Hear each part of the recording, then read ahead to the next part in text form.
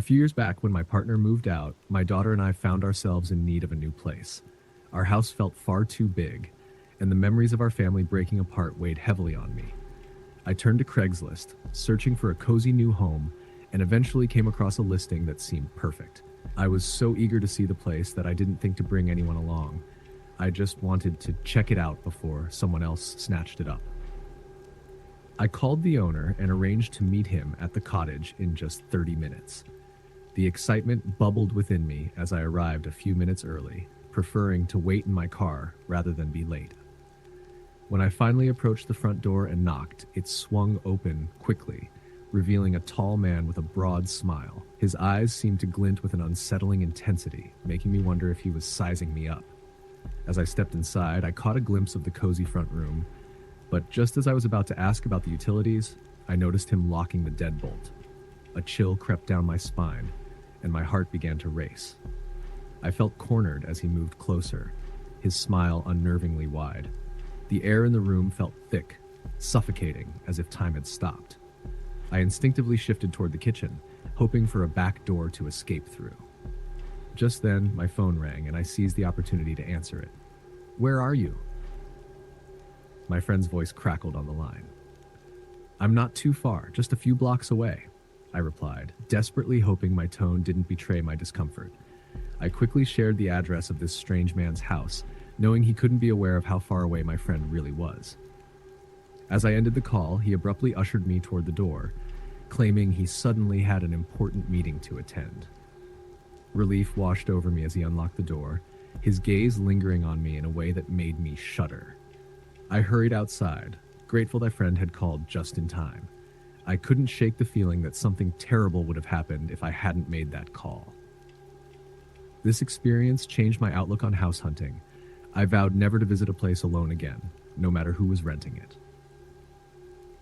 Weeks later, as I settled into my new place, I began to notice strange occurrences around the house. It started with the creaking of the floorboards at odd hours and the sound of whispers echoing through the walls. I brushed them off as remnants of an old house, but the unsettling feeling never truly left me. A few months later, my life took another unexpected turn when I got a new roommate, Greg. I hadn't planned on sharing my space, but the rent was getting tight and I needed help. He moved in quickly, sharing that he had unusual sleeping habits, including sleepwalking and night terrors. At first, everything seemed fine, but soon, his strange behaviors began to surface.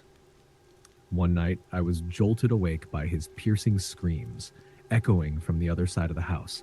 My heart raced as I rushed to his room, only to find him silent by the time I got there. Confused, I returned to bed, trying to shake off the fear that clung to me. Days passed, and Greg seemed to revert to normal, but I couldn't shake the feeling that something was off. Then came the night that changed everything. I was jolted awake again, this time by the sound of clanking. Tools? Hammers? I switched on the bedside lamp, and my heart dropped. There stood Greg, hunched in the corner of my bedroom, working on something. "What are you doing?" I whispered, my voice trembling. He froze, his upper body twisting to face me with a blank, chilling stare. I could see the sweat beading on his forehead, and a shiver ran down my spine. Fear coursed through me, and I slowly slipped out of bed, opting to sleep in my truck, parked outside. At dawn, I returned to the house, but to my horror, Greg was gone. All his belongings had vanished as if he had never lived there at all. Days turned into weeks, and I still had no idea where he had gone or who to contact. I felt a nagging sense of dread wash over me as I replayed those haunting moments in my mind. When my lease ended, I began moving out, and that's when I noticed something unsettling. In the corner of my bedroom, where I had last seen Greg, I found a loose floor vent. Curiosity piqued. I pried it open and discovered an envelope stuffed inside. My stomach churned as I pulled out numerous photographs of me sleeping. Each photo was dated and time-stamped, documenting my nights alone, my vulnerability laid bare for a stranger to see. But the last item in the vent sent chills down my spine. A wooden broom handle, sharpened to a deadly point. Panic surged through me as I realized the horrifying truth. Greg had been preparing to hurt me that night, and the sleepwalking version of him was the real danger. He had left, perhaps in a moment of clarity, knowing that the danger was lurking within him. In the following days, I couldn't shake the feeling of being watched. Every creak of the floorboards, every whisper in the walls felt like a reminder of that night. I stopped sleeping well, plagued by nightmares of Greg standing over me, his eyes wide and unblinking, knife in hand. I began to notice shadows lurking in the corners of my vision, and sometimes when I glanced in the mirror, I swore I could see Greg's reflection behind me, even when he was nowhere in sight.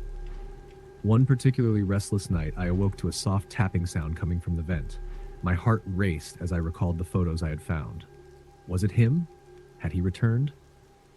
I held my breath, straining to listen as the tapping grew louder, now a frantic scratching. I leaped out of bed and pressed my ear against the vent, my heart pounding in my chest. "Help me," a voice whispered from within the darkness, sounding eerily like Greg. I stumbled back, horrified, as the realization hit me. Was he trapped in there? Or was this some twisted game? I rushed to my phone, but my hands shook too much to dial. The next morning, I called the police, but they found nothing. No signs of Greg, no evidence of his strange behavior. I was left with my fears, alone in the house that now felt like a prison. The whispers continued, growing louder each night, echoing the name Greg over and over until I could hardly think straight. Finally, one fateful night, I resolved to confront the darkness. Armed with a flashlight, I approached the vent, the air thick with dread. As I bent down to peer inside, the house fell silent. My breath caught in my throat as I heard a soft voice. If I hadn't moved my dresser that night, would I have woken up to find him standing over my bed, knife in hand? The shadows around me twisted and morphed into a grotesque shape, and just as I turned to run, the door slammed shut. I was trapped. Panic surged within me as I scrambled for an escape, knowing that whatever lurked in that house wasn't done with me yet. In that moment, I realized the truth. I had unwittingly invited darkness into my life, and now it was demanding its due. Would I ever be free? Or was I destined to be haunted by the shadows of my past, the man who had slipped away but never truly left? If you enjoyed this story and want to hear more spine-tingling tales, make sure to support the channel by subscribing. Don't forget to check out all our other videos for more thrilling and haunting stories.